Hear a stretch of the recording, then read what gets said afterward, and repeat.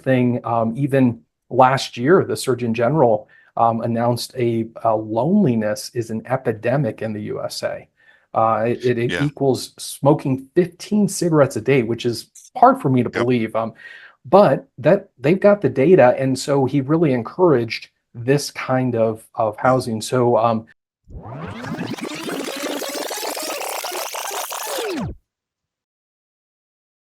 Hey everybody, welcome back to another episode of the Richard Geek podcast. Today we have Grant Shipman. He's a leading authority in co-living property management. We're going to get into all the details of what co-living means. Doesn't mean living in the basement of your parents' house. We're talking about something else. He has over 2 decades of hands-on experience in this. He's the founder of Livingsmith. Grant's propelled the company to exceptional heights, maintaining, listen to this, 97% lifetime occupancy rate. Man, all of us would love to have that. He's has an average of 25.2 month average tenant stay, innovating the industry. He's launched his first ever co-living course. We'll talk about that, courses, books, and all that sort of stuff. Grant, how you doing? and it's really great to be on your show. Before when we were talking how your combined skills of not only crushing it in real estate, but also, and among other things, but like what a fantastic show. So anyway, thank you for having me on, Mike.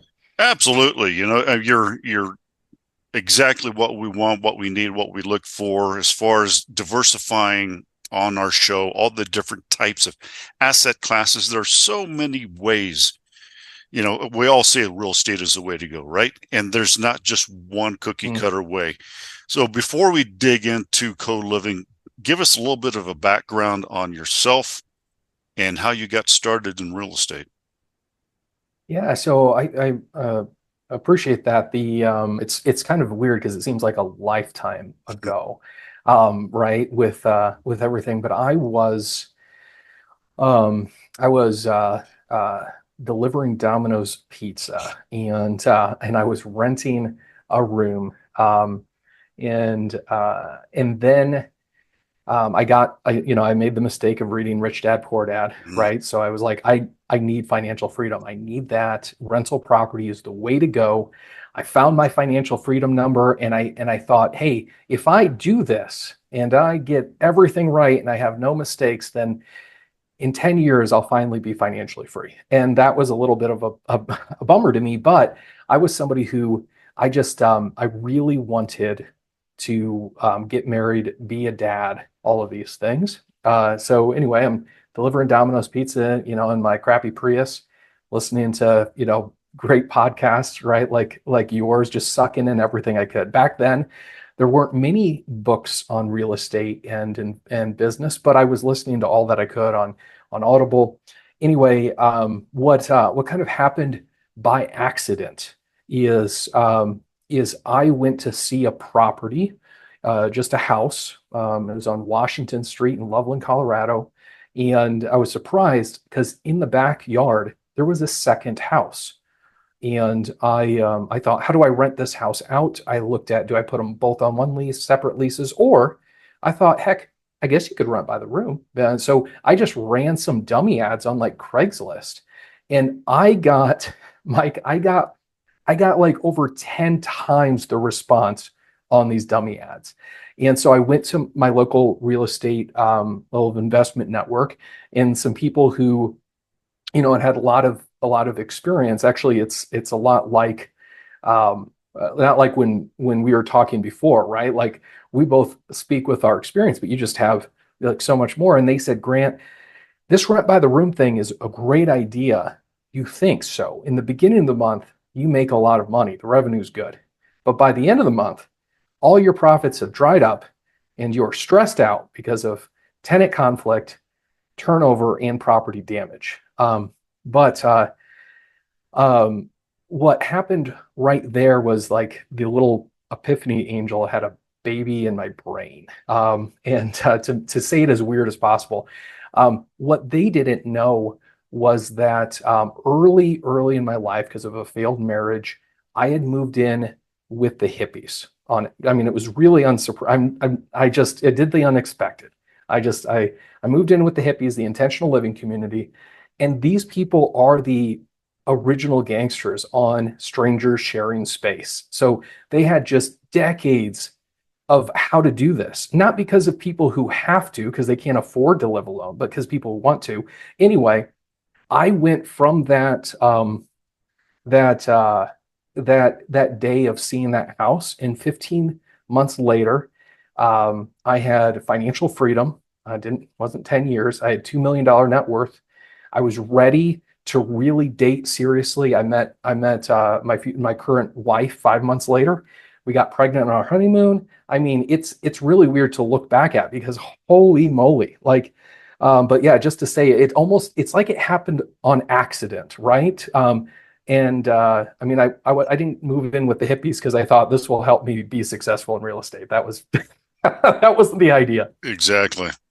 That is wow. That's one of the most interesting stories from beginning to end that I've ever heard. But good for you. I mean, that is great. Um, so we're talking about this co-living, and you kind of hit it on. It's like, yeah, if you have a house in on the same lot, you could do that. But Mm.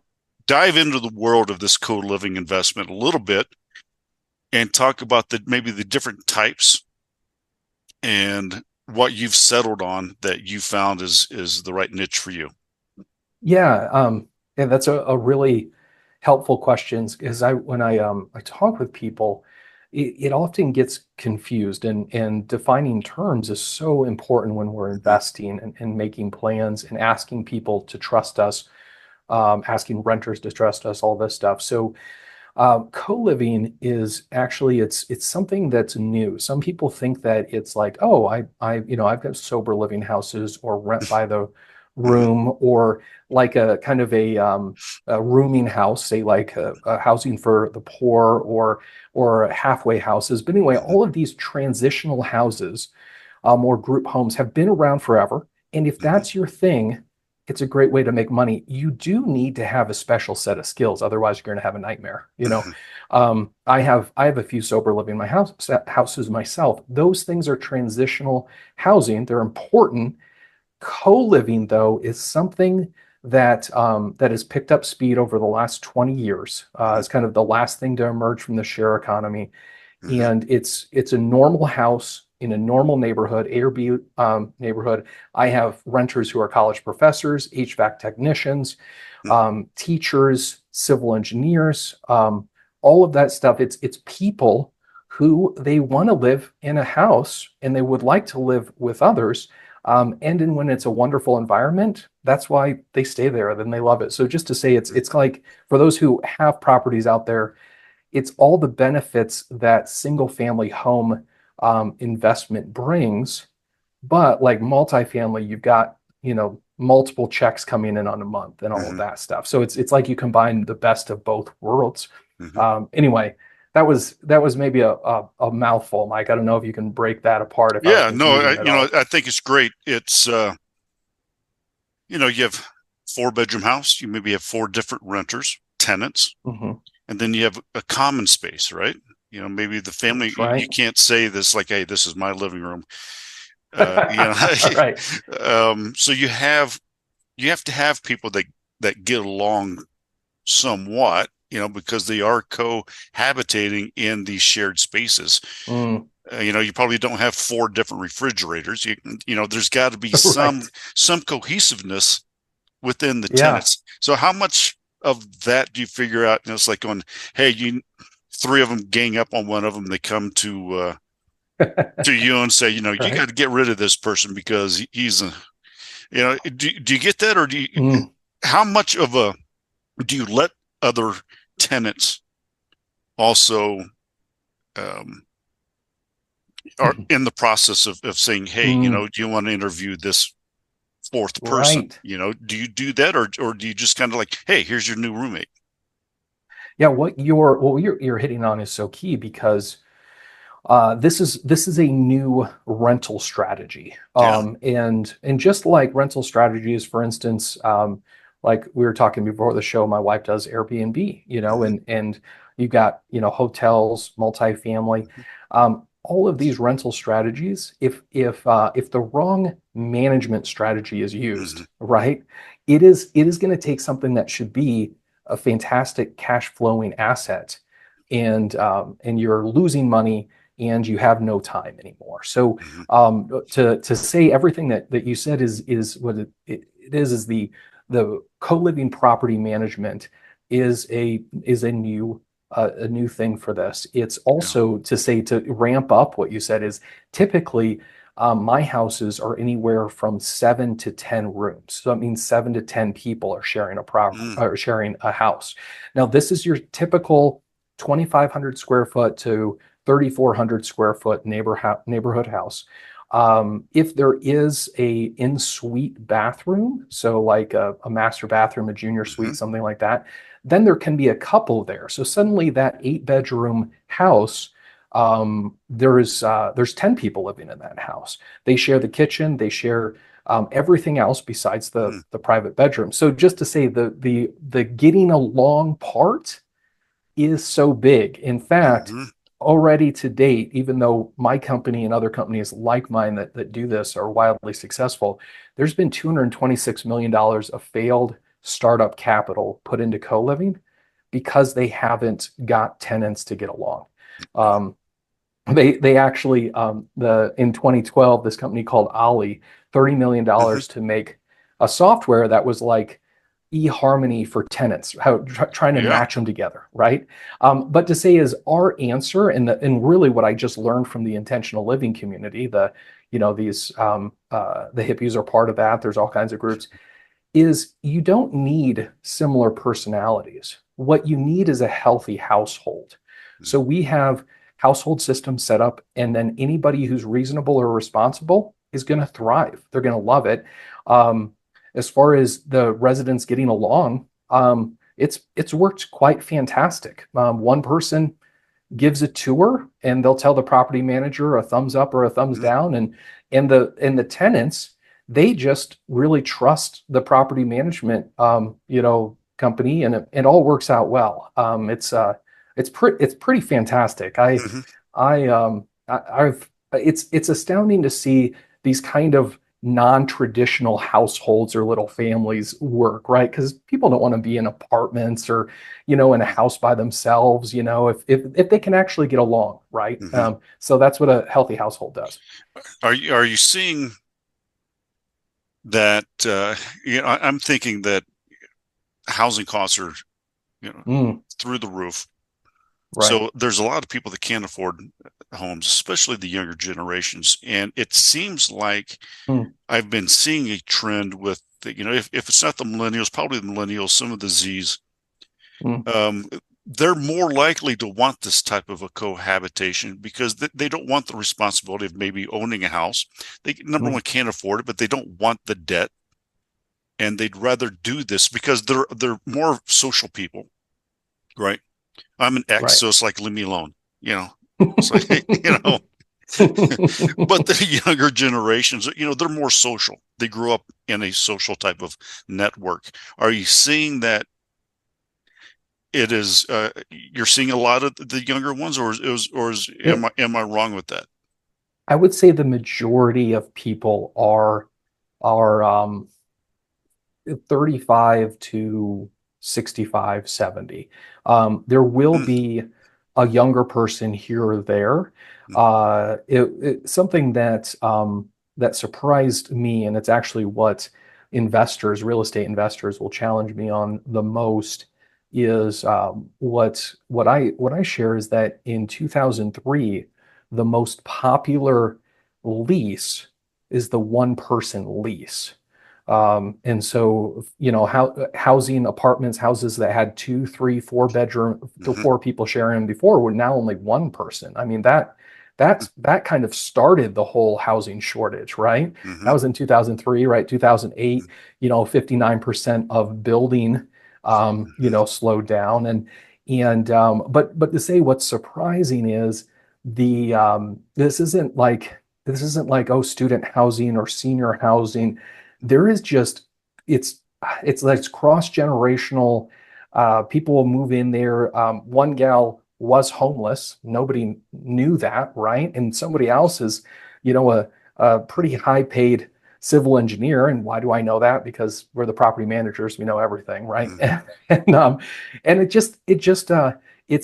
it's anybody who's reasonable and responsible. If they move into a place with good, healthy systems, the house just runs itself and it Mm-hmm. turns into a cherished home. And those people don't want to leave. So yeah, it's weird to say is there's actually a number of people. I just made it into Generation X. I just made it in there, right? Like, but there's a number of people in our generation who are there and they love it. They love being with younger people. They love people with their own age. It's pretty fun. It's it's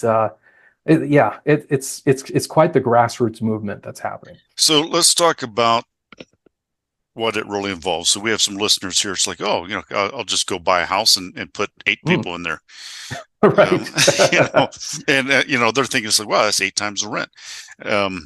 What does the management really involve? We've talked a little bit about, how you find the person and how you want to make sure they get along. What are the other things that listeners are sitting there going, Mm, like, what are the things that you've learned? It's like, oh man, it's like if you were to mm, talk to someone that's going to go buy a house or they already have some rental houses, say, hey, maybe I'll turn them into mm. co-living. What are some of the Yeah. gotchas and what are some of the things that you would like to tell our audience?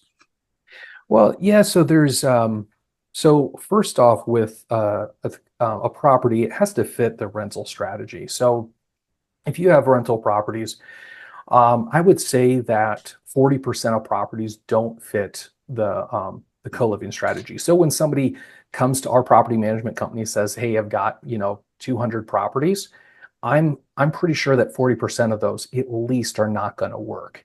However, the 60% that do, we take a house that's making, 2,800, $2,900 in rent, and we turn it into a house that's making $6,300 in rent. Mm-hmm. And but as far as the what to do with that, so if somebody is in a place where they don't have much money, they don't have a lot of resources, they're younger and they're just getting started out, or they're starting over, right? Mm-hmm.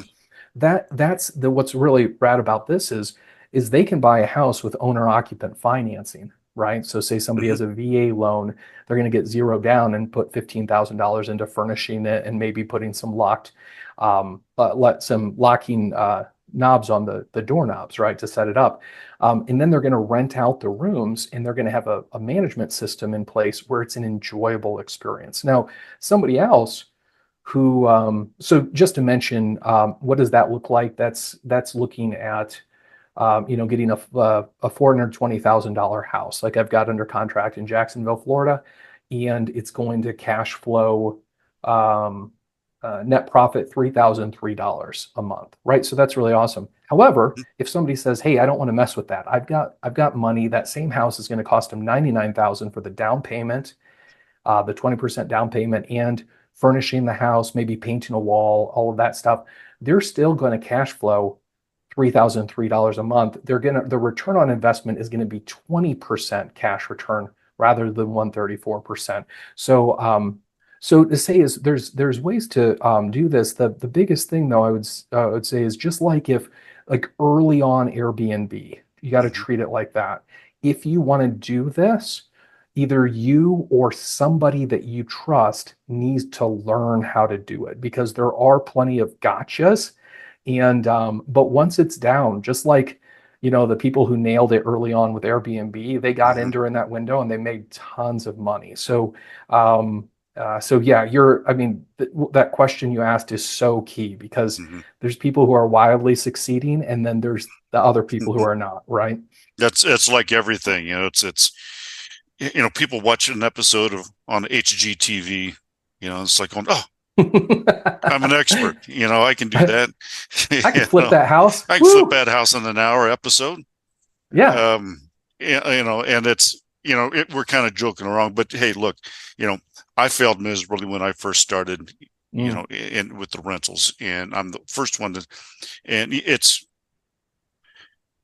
you either learn from it or you run and hide from it, right? So it's but I got started before the PG days, which is pre-Google, pre-internet. I didn't Right. have a Right. podcast. I did Not even before Ask Jeeves, right? It's like you just had to, so yeah, I had to right. thumb through the yellow pages, to find help. Right. Um, so there, is there an excuse now? Come on, ladies and gentlemen, you have podcasts, you have mentors, you have business coaches, I mean, my God, try living in a small town with the yellow pages. But so talking about mentorship and what you have some do your own guides, and you have some property management type. You have education out there. So let's talk about what you have and what you offer, and then we'll talk about what happens when people go to livingsmithpro.com. They click on Mm. it, and what happens. Yeah, well, and actually, Mike, your listeners, like they tend to be, I mean, like more serious, more educated, more going to take action, right? Mm-hmm. They're just not like recreational consumers of knowledge. They're And too busy so for HGTV. They're right, right, right. It's like you need to know what to have. And so mm-hmm. what I did was I made a link just for you guys. So with livingsmithpro.com /richer geek.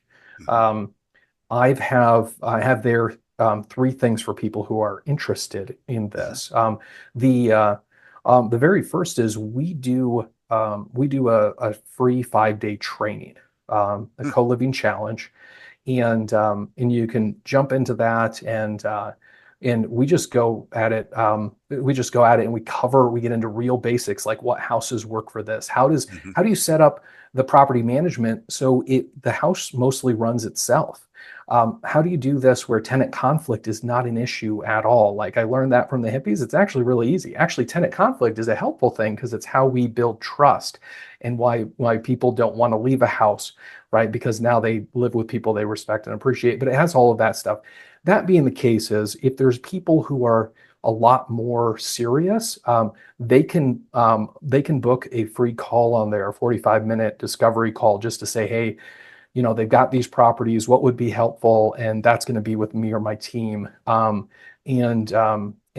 that's just not, it's not something that's not even available on our website. So make sure to go to that link.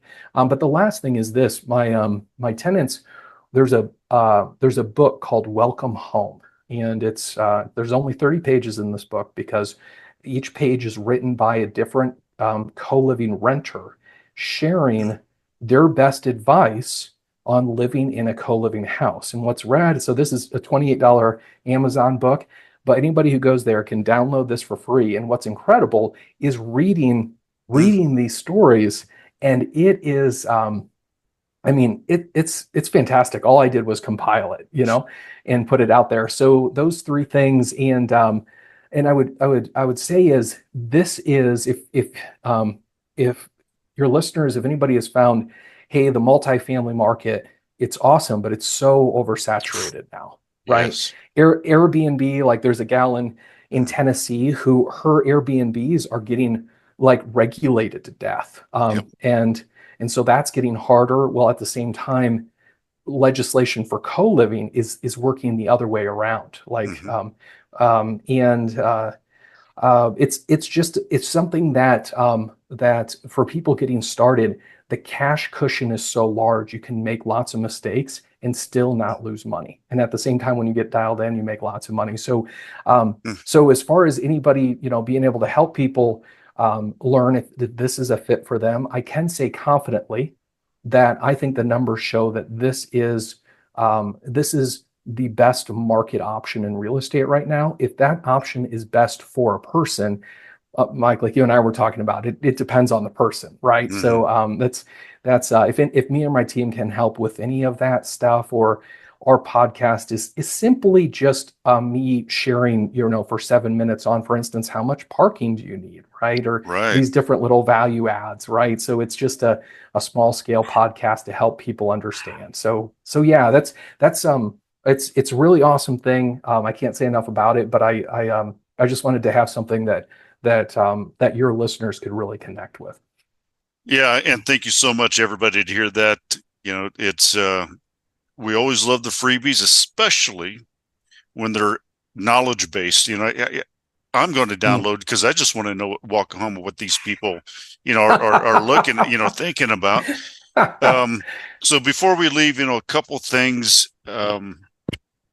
You talked about what exactly is, all these percentage of homes probably won't fit into Right. the so what is it? Is it a 4-3? Is it a Oh, what is the fit? We kind of danced around it a little bit, but I'm curious now. yeah. What is the So fit? what?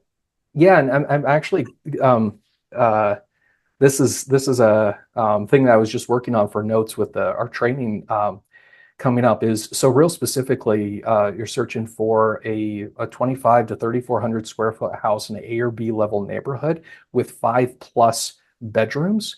It's typically going to be on a corner lot because that's what works best for parking, and it's not going to be on septic.